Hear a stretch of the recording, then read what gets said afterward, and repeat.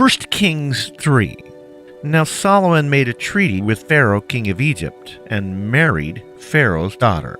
Then he brought her to the city of David, until he had finished building his own house, and the house of the Lord, and the wall all around Jerusalem.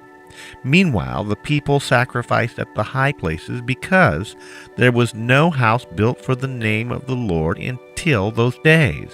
And Solomon loved the Lord, walking in the statutes of his father David, except that he sacrificed and burned incense at the high places. Now the king went to Gibeon to sacrifice there, for that was a great high place.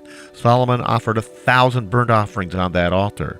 At Gibeon the Lord appeared to Solomon in a dream by night, and God said, "Ask, what shall I give you?"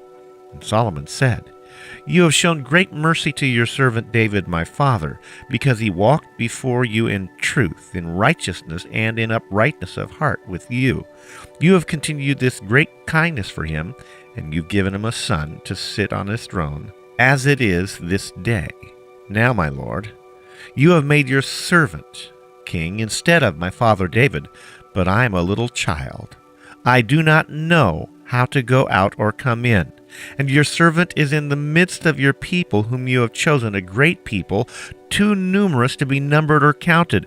Therefore give your servant an understanding heart to judge your people, that I may discern between good and evil. For who is able to judge this great people of yours?" The speech pleased the Lord, that Solomon had asked this thing. Then the Lord said to him, "Because you've asked this thing, and have not asked for long life for yourself, nor have you asked for riches for yourself, nor have you asked the life of your enemies, but have asked for yourself understanding to discern justice. Behold, I have done this according to your words. See, I have given you a wise and understanding heart, so that there has not been anyone like you before, nor shall there be anyone like you after you. And I have also given you what you have not asked for, both riches and honor, so that there shall not be anyone like you among the kings all your days. So, if you walk in all my ways and keep my statutes and my commandments, as your father David did, then I will lengthen your days." Then Solomon awoke, and indeed it had been a dream. And he came to Jerusalem and stood before the ark of the covenant of the Lord, and offered up burnt offerings, offered peace offerings, and made a feast for all his servants. Now 2 women who were harlots came to the king and stood before him. One woman said, "O my lord, this woman and I dwelt in the same house, and I gave birth while she was in the house. Then it happened the 3rd day after I'd given birth that this woman also gave birth, and we were together. No one was with us in the house except the 2 of us.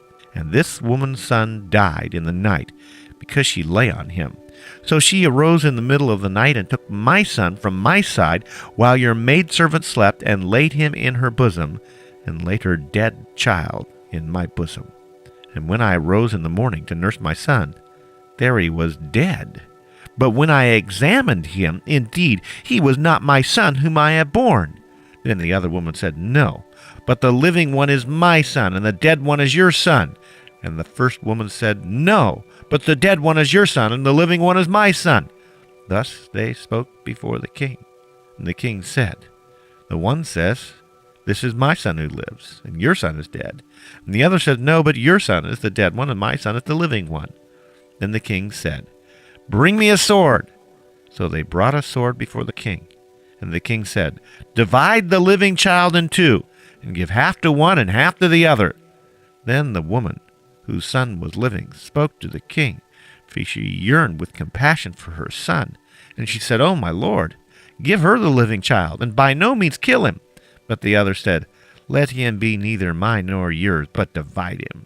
So the king answered and said, 'Give the first woman the living child, and by no means kill him. She is the mother.'